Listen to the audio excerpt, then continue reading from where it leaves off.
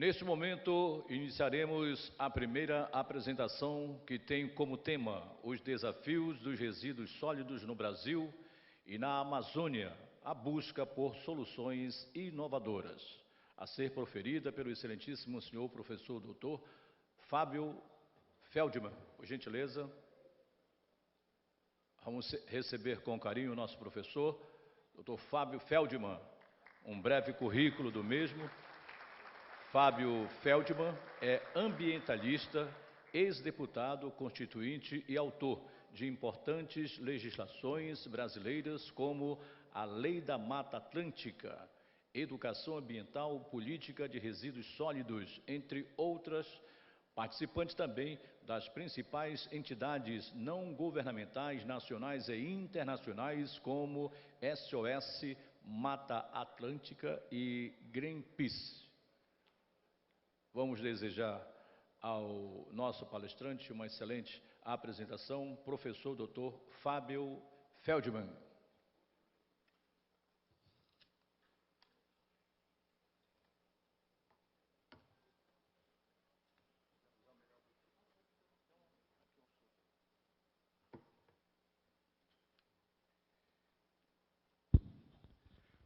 Bom dia a todos.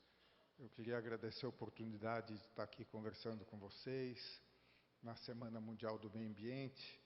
Um agradecimento especial ao Júlio, e todos aqui sabem que o Júlio é um fenômeno da natureza que tem que ser tombado, porque só ele tem a capacidade de reunir tanta gente, de articular, de ser um grande protagonista e inovador. Eu vou falar hoje, inclusive conversei com o Júlio ontem, dando um certo depoimento de como a questão ambiental tem sido tratada no mundo, por uma razão muito especial. Nós comemoramos os 50 anos de Estocolmo essa semana. Na semana passada, e foi essa conferência das Nações Unidas que colocou na agenda do mundo a dimensão planetária do problema. Imagine, Rui, que até então, quer dizer, a questão ambiental não estava presente. Aliás, a década de 70 ela é muito interessante, porque foi ali que surge essa temática, não só na Conferência de Estocolmo, mas foi lançado um livro que foi muito polêmico, mas muito importante, chamado Limites do Crescimento. Muita gente pergunta para mim como que eu entrei em meio ambiente. Eu entrei porque eu fazia administração de empresas e um professor, Júlio, fez um seminário sobre esse livro, Limites do Crescimento. E eu faço questão de contar isso, porque vocês vejam o papel da educação de um professor. Quer dizer, esse professor, ao organizar esse debate, ele me colocou nesse tema que era um tema que praticamente não era colocado. E também, na década de 70, surgem as grandes ONGs, Greenpeace, Amigos da Terra, e não só de meio ambiente, como Anistia Internacional. Mas Estocolmo, quer dizer, trouxe uma reflexão para nós todos. Quer dizer, 50 anos não é um tempo muito relevante na história da humanidade. Quer dizer, o que são 50 anos? Por outro lado, quer dizer, se nós verificarmos os resultados da Conferência de Estocolmo, eu acho que nós não estaremos necessariamente convencidos de que esta conferência, quer dizer, produziu uma consciência que nos ajudasse a combater os grandes temas do planeta e os grandes temas, de maneira geral, como os resíduos sólidos, que eu vou me referir. Por outro lado, quer dizer, é impossível negar que, enfim, nós estamos trabalhando com um patamar de consciência muito diferente. E o Júlio sabe, os outros juristas que estão aqui também, que a Constituição Brasileira de 88, ela se baseou, ela teve inspiração na Conferência de Estocolmo, nos resultados da Conferência de Estocolmo. Eu queria dizer, inclusive, que a ideia do direito ao meio ambiente, quer dizer, saudável, equilibrado, e do direito das futuras gerações, surgiu em 72.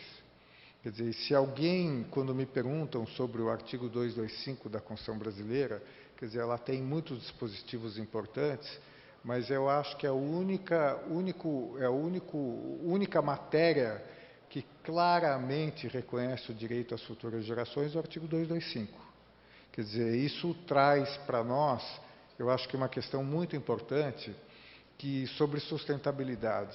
Hoje, sustentabilidade está na agenda, é importante, ainda que tudo é sustentável. Quando tudo é sustentável, nada é sustentável. Quer dizer, os produtos são sustentáveis, os governos têm compromisso com a sustentabilidade, né, Júlio? Mas, enfim, nem sempre, do ponto de vista operacional, como o Júlio colocou, isso existe. E eu estou colocando isso porque a sustentabilidade, sim, ela tem que ser colocada nas 3 dimensões, como se fala, econômica, social e ambiental, mas eu acho que o elemento mais importante quando se pensa em sustentabilidade é o compromisso com as futuras gerações. Quer dizer, há um compromisso constitucional, no caso do Brasil, há um compromisso do mundo em função da Declaração de Estocolmo, confirmada na Conferência do Rio 20 anos depois. Então, quer dizer, nós temos uma preocupação ética, constitucional e política com as futuras gerações. E como é que nós podemos assinalar isso? Quer dizer, vamos voltar a 72, você tem aí a conferência. O Brasil, na minha opinião, não teve a capacidade de compreender a questão ambiental à época, porque o Brasil defendeu uma linha de que a pior poluição é a miséria e meio se recusou a implementar os compromissos de 72. E eu enfatizo isso porque nos embates que nós temos aqui, os militantes da questão ambiental, normalmente nós vemos muita dificuldade de colocar a dimensão ambiental, a dimensão das futuras gerações. Quer dizer, o Brasil precisa crescer, o crescimento ainda é medido pelo PIB, Produto Interno Bruto, nós não conseguimos, inclusive, o que eu acho que é um desejo já colocado, de novos indicadores, como indicadores de felicidade, que não substituem o PIB, mas complementam com um instrumental importante. Quer dizer, e aqui eu quero enfatizar que é instrumental. Quer dizer, indicador de felicidade não é um papo tati-bitati, você cria métricas, implementa métricas que são importantes e deveriam ser colocadas na agenda do Brasil. Então, você tem aí 92, como eu disse para vocês, 92 vem com uma característica diferente de 72. Qual é o elemento diferenciador de 92? É o reconhecimento de que, além dos governos, você tem uma sociedade civil nos países e que ela tem que ser representada e tem que participar do processo decisório. E na Convenção do Rio, na Conferência do Rio, que foi a maior conferência jamais realizada pelas Nações Unidas, nós temos, na verdade, além desse reconhecimento da sociedade civil, e a nossa temática ganha peso, inclusive o conceito de desenvolvimento sustentável surge do ponto de vista internacional na Conferência do Rio. Quer dizer, ele foi criado por uma comissão chamada Brundtland, que era uma comissão que foi formada para avaliar a Conferência de 72. Está colocado, inclusive foi colocado aqui pela Thelma, a questão dos ODS, que são os Objetivos do Desenvolvimento Sustentável, que com um cardápio bem grande, bem largo, no qual, inclusive, os resíduos sólidos estão colocados. Então, voltando, quer dizer, houve uma mudança radical. Inclusive, no caso da Conferência do Rio, quer dizer, que foi uma conferência número 2 de Estocolmo, o fato que levou à Conferência do Rio foi uma imagem de satélite sobre a Antártida, mostrando o buraco da camada de ozônio. Quer dizer, hoje, eu sempre falo isso, estava conversando aí, quer dizer, hoje imagem de satélite é uma coisa muito trivial, quer dizer, mas há 30 anos atrás, 40 anos atrás, quer dizer, o uso desse instrumental era quase militar e paramilitar. Para vocês terem ideia, quando aconteceu o acidente de Chernobyl na União Soviética, antiga União Soviética, o que constatou o acidente foi uma imagem de satélite, de um satélite espião americano. Hoje é trivial, hoje a gente usa satélite na vida da gente, imagem de satélite, planejamento, implementação, fiscalização também. Mas eu estou colocando isso porque quando se constata o buraco na camada de ozônio, quer dizer, na década de 80, quer dizer, o impacto da humanidade no planeta foi colocado ali. Quer dizer, até então, quando nós falávamos de dimensão planetária, parecia quase uma figura poética. Essa imagem de satélite disse, olha, tem um buraco na camada de ozônio e esse buraco, não há dúvida, é causado pela humanidade. E é um caso interessante, porque o que causou o buraco na camada de ozônio foi uma tecnologia que produziu substâncias químicas que eram usuais, triviais, quer dizer, todo mundo tinha o gás freon na geladeira foi importante para a refrigeração, para a conservação de alimentos, e alguns anos depois descobre que esse gás escapa, ele provoca uma reação molecular na alta atmosfera e diminui a camada de ozônio.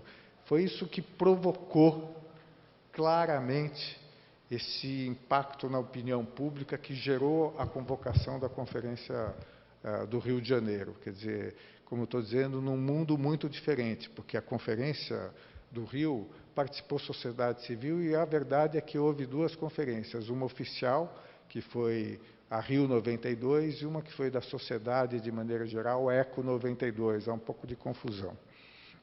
E quando tem essa conferência, no Rio de Janeiro, você tem duas grandes convenções internacionais discutidas, uma muito importante, que é a Convenção da Diversidade Biológica, importante para Manaus, importante para a Amazônia, importante para o Brasil, que é a da biodiversidade.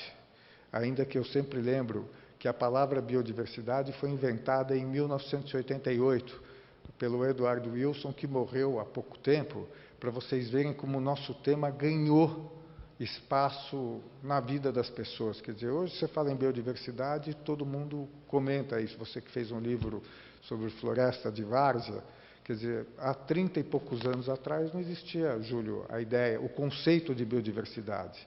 E, aliás, o conceito de diversidade genética também foi inventado naquele período pelo Tom Lovejoy, que esteve conosco aqui a convite do Júlio e que também morreu algum tempo atrás e que foi um dos idealizadores desse projeto do INPA, qual é o tamanho da floresta para saber o impacto que tem, que é muito importante. Então, teve a conferência com esses dois grandes temas, quer dizer, mudança do clima e biodiversidade, e a Agenda 21. A Agenda 21 era um documento que mostra um pouco a nossa ingenuidade.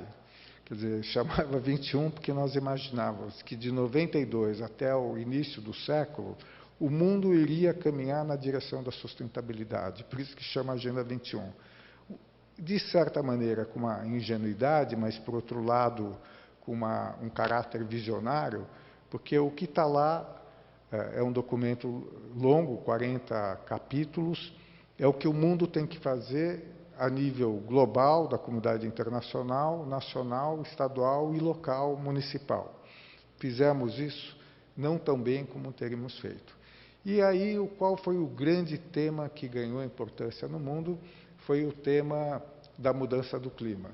Da mudança do clima, porque os cientistas reunidos do mundo inteiro no IPCC, Painel Intergovernamental de Mudança do Clima, eles fizeram o primeiro relatório, 90, que serviu de base para a negociação, e de uns anos para cá tem dito o seguinte: não há dúvida que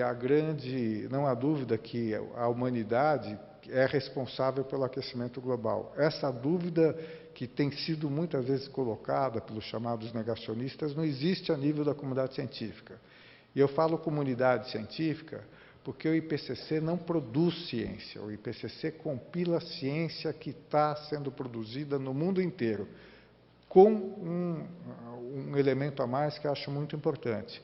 Submete um relatório pequeno aos governos. E por que aos governos? Que é a maneira de você comprometer os governos com o relatório. Quer dizer, os governos discutem, debatem, a sociedade diz, o documento ficou muito frouxo, ficou muito ambíguo, mas tem uma outra vantagem, que eu acho que é mais importante.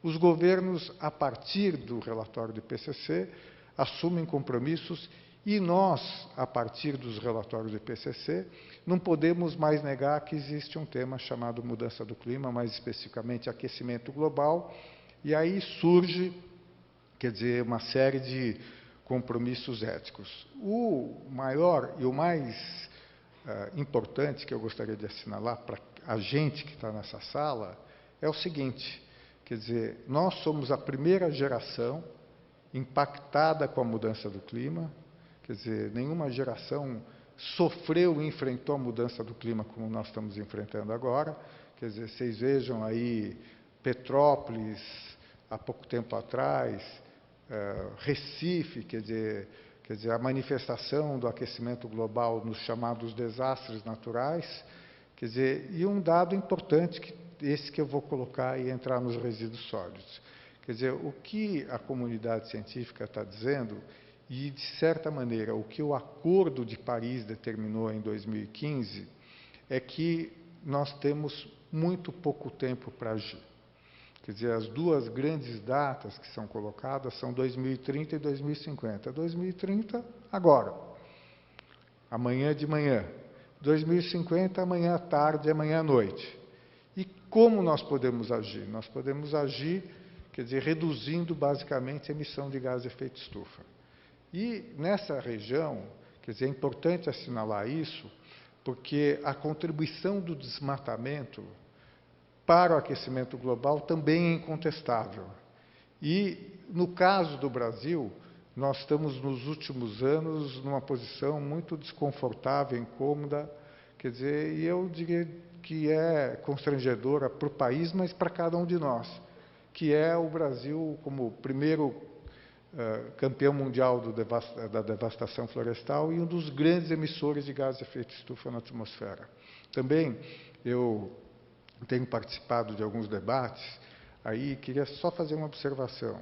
Quer dizer, a questão ambiental polarizou muito nesses últimos anos, em função do governo federal, quer dizer, inclusive com equívocos, na minha opinião, até mesmo, quer dizer, dizendo que as bandeiras ambientais são de esquerda, o que é uma mentira, porque quem criou a avaliação ambiental, o Ministério do Meio Ambiente, foi o Nixon, nos Estados Unidos, na década de 70, e a primeira chefe de Estado a compreender a mudança do clima foi a Margaret Thatcher, porque ela era química de formação e ela compreendeu que fenômeno é esse.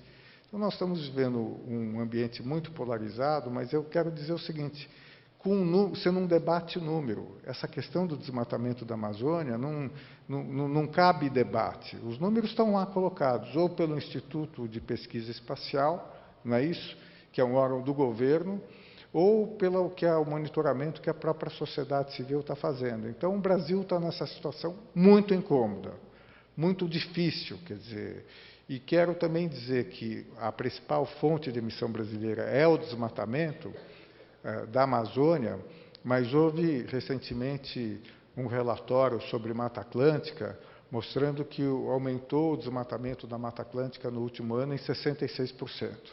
Ou seja, quer dizer, infelizmente, nós estamos encontrando enorme dificuldade de implementação. E aqui vou entrar na questão dos resíduos. Quer dizer, e vou fazer um gancho com o que eu falei até agora. Quer dizer, o primeiro projeto de lei de Política Nacional de Resíduos Sólidos foi apresentado por mim em 92. E por que em 92? Fruto da Conferência do Rio. Quer dizer, nós nos inspiramos na Agenda 21 para tentar colocar e modernizar a ideia de que o Brasil tem que ter uma política nacional de resíduos sólidos. E aqui um parênteses. Quer dizer, eu defendo, o Júlio falou de projetos de lei, eu defendo políticas nacionais. É uma estratégia que eu adotei desde que eu fui constituinte, em que acho importante ter leis com conceitos nacionais, com estratégias de implementação, que não são do governo federal necessariamente, são dos subnacionais, seja os estados, os municípios, E no caso do Estado, as pessoas esquecem que os estados têm um papel muito importante nas regiões metropolitanas. Quer dizer, então, tem uma relevância muito grande. Então, esse projeto foi apresentado inspirado na Agenda 21. Basicamente, na mesma época, apresentei um projeto chamado Política Nacional de Educação Ambiental. Esse foi aprovado relativamente numa tramitação rápida. E o projeto de Política Nacional de Resíduos Sólidos foi obstruído pela indústria porque não queria um conceito muito importante de responsabilidade pós-consumo. Quer dizer, e aqui vou dizer até fazer uns comentários sobre a nossa visita de ontem. Quer dizer, então, você tem uma Política Nacional de Resíduos Sólidos que levou 18 anos para ser aprovado, foi apresentado em 92, aprovado em 2010, estamos em 2022, e difícil fazer um balanço do Brasil, em geral, resíduos sólidos, mas eu quero dizer para vocês que o Brasil ainda convive com lixões, que a legislação dava um prazo muito curto, e aí, quando me perguntam sobre como eu vejo quase que o mundo, como eu vejo a polarização que nós estamos vivendo, eu diria que eu acho que o grande desafio é visão de mundo do século XXI versus visão do mundo do século XX e século XIX. Lixão é século XIX. Quer dizer, você pega lixão e até saneamento. Quer dizer, se vocês forem verificar como começou políticas de implementação de saneamento na Europa e nos Estados Unidos, século XIX. Século XIX eles começam a fazer infraestrutura de coleta de esgoto, de destinação adequada de esgoto. E aqui no Brasil a gente vive essa situação, por exemplo, de lixões. E o Júlio ontem me levou, junto com o Jonas, a Joana, que está aqui, que é da Fundação Florestal, ela ficou feliz que ela foi promovida a secretária de Estado, Júlio, ficou felicíssimo. Só tem que avisar o governador de São Paulo, né, que ele não sabe que ela foi promovida, entendeu? Mas, enfim, eu fui com o Júlio visitar os igarapés e confesso para vocês que saí de lá, junto com o Júlio, estarrecido com o volume de PET e de lixo em igarapé. Isso é Brasil século XIX. Isso, para mim, é a prova do atraso e as dificuldades que nós estamos tendo de enfrentar o problema de resíduo sólido. Quer dizer, você tem lixão. O Júlio, falei, Júlio, a Joana veio para cá porque ela está fazendo um projeto que não tenho nada a ver com o governo, que é coleta de lixo por caiçaras com pagamento de serviço ambiental. Eu estou entusiasmado porque a ONU, nesse momento, está negociando uma convenção internacional sobre plástico nos oceanos. Não sei se vocês estão sabendo. Quer dizer, esse tema que não estava longe de estar em 72, não estava em 92 colocado, nem em 2020. Hoje, plástico nos oceanos é um grande desafio. Quer dizer, o volume de plástico no oceano é um grande desafio. Como que a gente faz? Tem um projeto como esse, que o Júlio me prometeu implantar aqui no Amazonas, nos igarapés, mas eu estou aqui pagando para ver, brincadeira com o Júlio aqui agora. Júlio, vou tirar do Amazonas, vou levar para o Ceará, que eu estou aqui entusiasmadíssimo com o Ceará.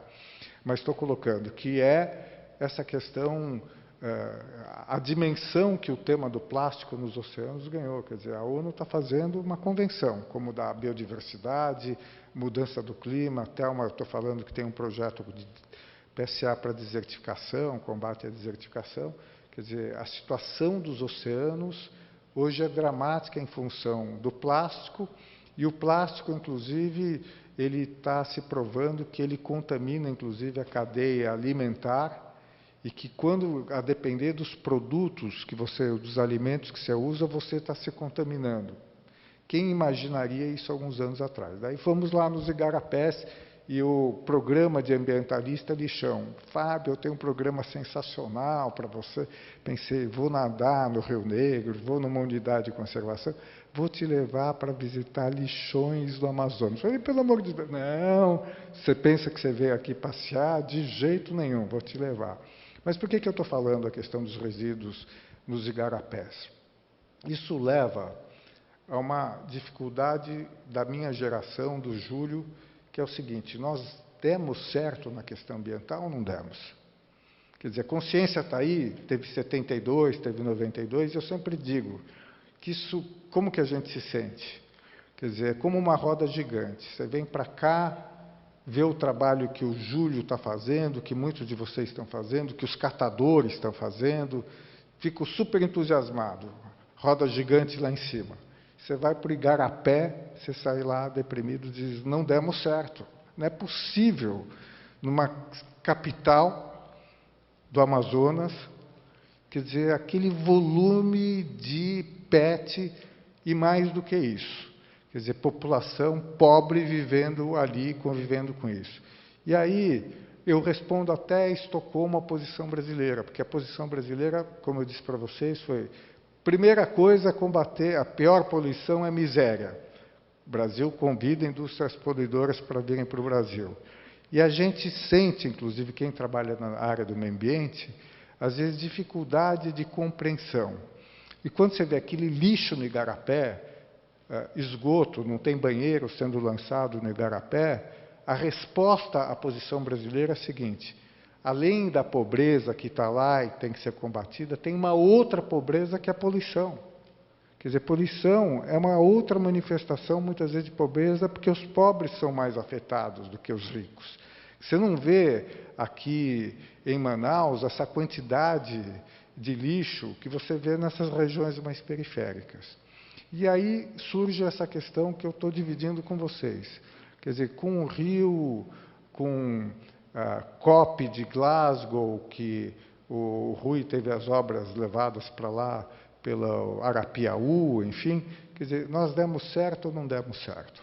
Quer dizer, eu acho que essa é um pouco a discussão que a minha geração tem que fazer, mas que a gente tem que partilhar com vocês.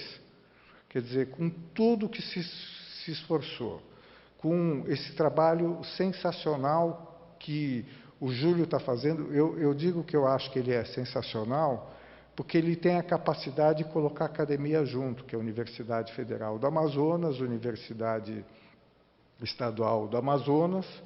A gente tem diagnóstico, mas nós temos muito pouca ação proporcionalmente. E aí, inclusive, voltou uma discussão no carro com o Júlio, a Joana, quer dizer, da Lei da Política Nacional de Resíduos Sólidos. Como eu disse para vocês, ela foi apresentada em 92, levou anos para ser aprovada.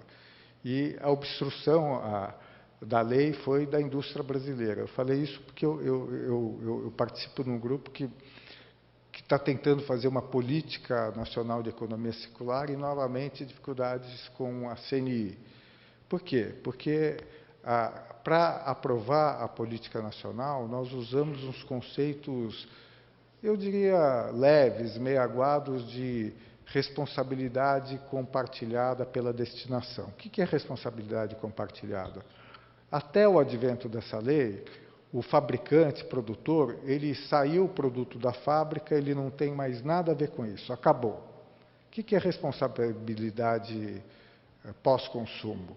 Quer dizer, eu coloquei na prateleira do supermercado aquele produto, eu tenho que recolher e ajudar a resolver o problema. Isso é responsabilidade pós-consumo.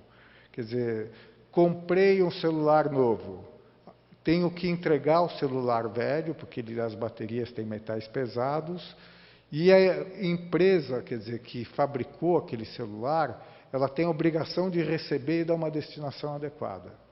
Então, voltando ao igarapé de ontem, eu estou convencido que, primeiro, não tenho nenhuma vinculação política aqui, tem uma omissão da prefeitura aqui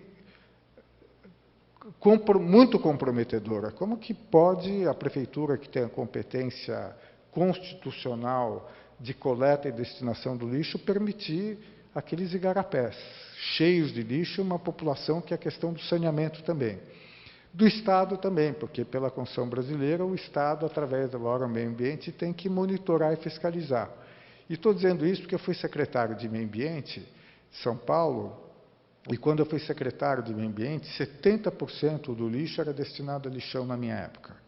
Inclusive, foi comentado aqui, o Júlio comentou, disse que vai me levar lá, tem um programa bárbaro para você, vou te levar lá onde destinam lixo hospitalar no lixão. Obrigado, Júlio, eu gostei muito, fiquei entusiasmado. A Joana diz, não vou mais, vou tomar banho no Igarapé, que alguém tem que levar a gente. Você pode, os cearenses estão convidados para participar. Eu estava em São Paulo e havia, numa cidade importante de São Paulo, chamada Catanduva, quer dizer, havia um lixão que recebia lixo hospitalar próximo ao ponto de captação de água da cidade. Então, vocês vejam, quer dizer, situações muito parecidas aqui. Então, o que eu acho em relação a resíduos sólidos? Primeiro, quando o mundo fala em economia circular, o que é economia circular? É acabar com o conceito de lixo, quer dizer, eu desenho os produtos, eu projeto os produtos, até prestação de serviços, de maneira que, enfim, quer dizer, depois do consumo, quer dizer, aqueles produtos possam ser reinseridos na economia, por isso que chama economia circular. Quer dizer, inclusive, alguns anos atrás, eu fui ter uma conversa com o pessoal que fabrica geladeira, que eu disse para eles o seguinte, por que a gente não tenta implantar um modelo diferente de geladeira? Quer dizer, o que acontece com a geladeira? Eu compro em 100 prestações, 50 prestações, e depois que a geladeira não está mais adequada para o uso, ou ela consome muita energia, porque equipamentos como esse consomem muita energia. Os padrões de eficiência brasileiros não são bons, inclusive de ar-condicionado, que é um problema muito sério.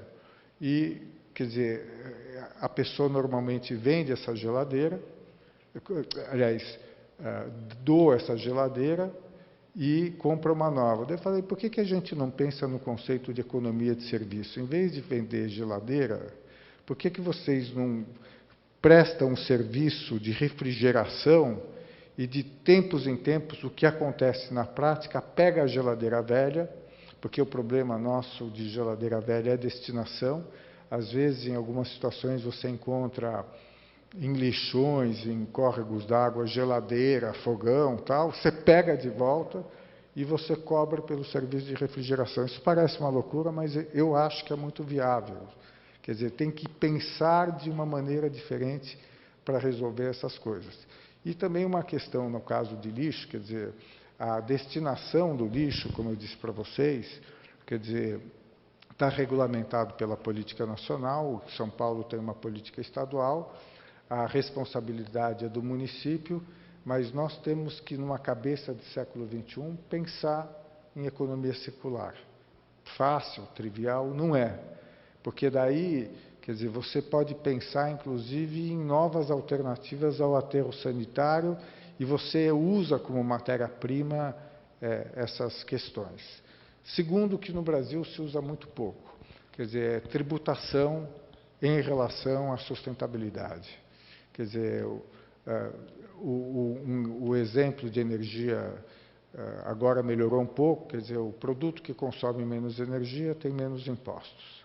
Quer dizer, e aqui teria que colocar na área de meio ambiente também o produto que, quer dizer, que não tem potencialidade de inserção na economia circular, ele, na verdade, ele teria que ser mais tributado que o outro. Quer dizer, e muita gente diz, mas há perda. Inclusive, eu falo isso não só em relação ao meio ambiente, mas eu falo num tema que o Brasil também está tratando muito timidamente da obesidade, que é alimento mais açucarado ser mais caro do que alimento não açucarado, para você, inclusive, permitir uma equiparação de preço. Quer dizer, hoje você vai pegar um alimento diet, ele é mais caro. Se eu aumentar a tributação, num e outro, eu consigo dar acesso à população de baixa renda a bens mais saudáveis. Isso na área de meio ambiente, né? Está na Constituição, artigo 170, tem um dispositivo sobre isso. Nós não estamos implementando isso, ou seja, para resolver o problema de resíduos, acho que tem que ter uma visão ampla, tem que ter uma perspectiva quase que holística, entendeu? Quer dizer, resíduo sólido, a questão não é aterro, lixão, é como diminuir, prevenir, assim por diante. Então, como eu vejo isso? Primeiro, as iniciativas do Tribunal de Contas, muito importantes, inclusive parabenizar o Júlio, até uma salva de palmas para o Júlio que está aqui, porque, por uma razão, quer dizer, a Constituição considera meio ambiente patrimônio público, mas até recentemente a visão operacional dos tribunais de conta, patrimônio público é ativo imobiliário, propriedade, tal, não tinha essa capacidade de compreender, por exemplo, que biodiversidade é um patrimônio público, está na Constituição brasileira. Os biomas são patrimônio nacional, como está na Constituição brasileira. E, a partir daí, ter uma visão radicalmente diferente da atuação dos tribunais de contas. O Ministério Público, por exemplo, até o advento de uma lei chamada 7.347, não incluía na sua agenda meio ambiente, consumidor, patrimônio histórico, os interesses difusos e coletivos. Hoje, o Ministério Público é um dos mais atuantes atores sociais e protagonista. E o Júlio está iniciando esse caminho, que é colocar os tribunais de contas para trabalhar nesse tema. Vou dar um tema que tentei com o Tribunal de Contas da União. Não sei se vocês sabem que as cavernas, as cavidades, são bens da União. Nas cavidades, quando eu falo de caverna, muita gente pensa que é do Batman, não é exatamente essa que eu estou me referindo. E as cavernas, o Brasil tem um grande patrimônio espeleológico de cavernas, e não sei se vocês sabem que elas têm alguns organismos chamados troglóbios, que só existem nas cavernas e algumas cavernas. Por quê? Porque são organismos vivos que passaram a se desenvolver sem luz. Portanto, você tem cavernas que têm alguns desses organismos troglóbios que só existem lá. E o que está acontecendo com as cavernas brasileiras? Estão sendo literalmente destruídas pela mineração desse Brasil. Quer dizer, para vocês terem ideia, é um projeto de lei mais antigo que eu tenho, de 90, que está na ordem, passou no Senado, voltou para a Câmara e tal. Daí, Júlio, por que eu estou falando de Tribunal de Contas? Eu procurei o Tribunal de Contas. Falei, pessoal, caverna, bem da União, Constituição, está lá escrito, estão sendo destruídas e não vejo nenhuma atuação sobre esse assunto. Inclusive, através do deputado Zequinha Sarney, nós conseguimos, pouca gente sabe, o Tribunal de Contas da União é subordinado ao Congresso Nacional, né? Quer dizer, as pessoas não entendem muito a dinâmica de Tribunal de Contas e tal, e eles fizeram um levantamento e descobriram, isso faz anos, que o orçamento do órgão do IBAMA para cuidar de cavernas era alguma coisa aproximada a R$120 mil por ano. Imaginem vocês, patrimônio espeleológico, patrimônio de biodiversidade e sendo destruído. Então, quer dizer, qual foi a ideia, Júlio, alguns anos atrás, de procurar o Tribunal de Contas da União? Se é um bem da União, é um patrimônio, você tem que ter o mesmo cuidado que você tem com um prédio. Tem um prédio da União no Rio de Janeiro. Quer dizer, o Tribunal de Contas tem competência, né, de ver se o prédio está bem cuidado, não está bem cuidado, enfim, não vou falar aqui para vocês, que conhecem melhor do que eu. E por que não colocar o Tribunal de Contas para tratar desses assuntos que nós estamos falando? E até o Tribunal de Contas fez uma auditoria sobre compensação ambiental com base na lei do Sistema Nacional de Unidade de Conservação, mas acho que o caminho do Júlio tem que ser o caminho ser seguido e o próprio Tribunal de Contas entender que, quando a gente fala de patrimônio, talvez esse seja o mais importante, e volto ao que eu falei de início, porque quando a gente fala do patrimônio ambiental, biodiversidade, enfim, floresta, zona costeira, mar, quer dizer, nós estamos falando e temos a obrigação constitucional com as futuras gerações. Quer dizer, as futuras gerações são a base do texto constitucional na área de meio ambiente, volta ao conceito da Declaração de Estocolmo, volta ao conceito que foi novamente corroborado na Declaração do Rio, e está aí o desafio. E aí eu quero dizer para vocês o seguinte, quer dizer, estamos enfrentando uma situação que nós nunca enfrentamos na área de meio ambiente. Existe um conjunto de ações judiciais julgadas pelo Supremo Tribunal Federal, a relatora é Carmen Lúcia, e o que me fez ficar na roda gigante lá em cima, que eu sou advogado, né, Júlio? Ninguém é perfeito, tem muitos advogados aqui nessa sala, me perdoem a brincadeira, enfim. Mas o fato é o seguinte, eu, quando comecei, Júlio, eu fui advogado da Associação das Vítimas da Poluição de Cubatão, que era o município considerado mais poluído do mundo, risco de crianças anencefálicas, sem cérebro. Quer dizer, eu era um dos poucos advogados que trabalhava com a agenda ambiental. Enfim. E quando eu fui no Supremo, Júlio, quer dizer, nessas ações que são fundamentais, porque a barreira hoje, a não política ambiental, a política de desmantelamento ambiental, é artigo 225 da Constituição Brasileira. Quer dizer, e aí entra uma questão que é fundamental. Eu fui falar com alguns ministros e até eu dizer para os ministros, olha, a sociedade civil está fazendo muita coisa no Brasil. No caso da Covid, a imprensa brasileira vai lá, coleta os dados e divulga os dados que não estavam sendo divulgados. Bárbaro, sensacional. No caso de monitoramento de meio ambiente da Amazônia, que eu estou dizendo para vocês, com esses índices inaceitáveis de desmatamento, que são incontestáveis, vem lá a sociedade civil, várias ONGs, por satélite monitoram, diz, esse dado está correto, esse dado não está correto. Mas tem uma coisa que a sociedade civil, nem nós como cidadãos podemos fazer, que é o combate à delinquência, aos crimes ambientais, que na Amazônia, quer dizer, o desmatamento, garimpo é crime organizado. Infelizmente, Júlio, isso não é uma exclusividade daqui. Em São Paulo, quem invade mananciais é o PCC, que é crime organizado.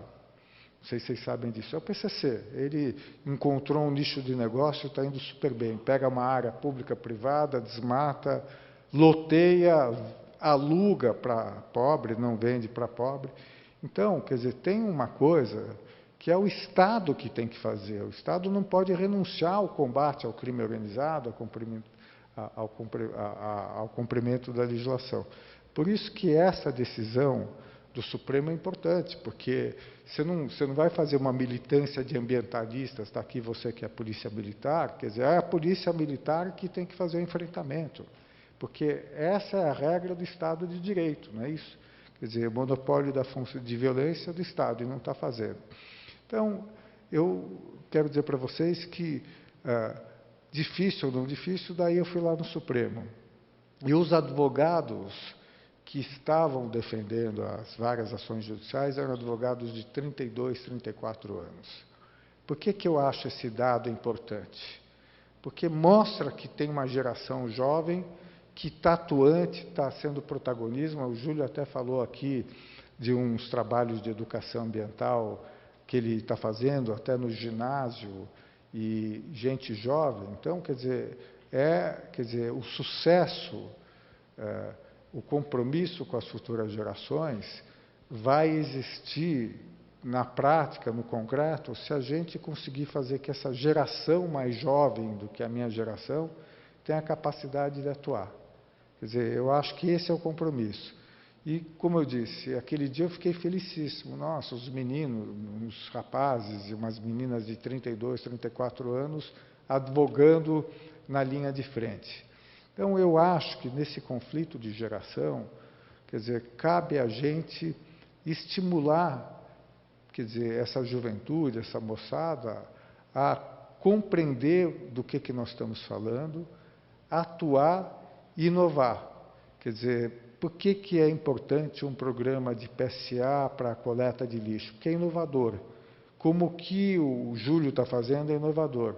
E quero encerrar dizendo o seguinte, resíduos sólidos, como estão sendo tratados no Brasil, é século XIX, eu não acho nem que é século XX.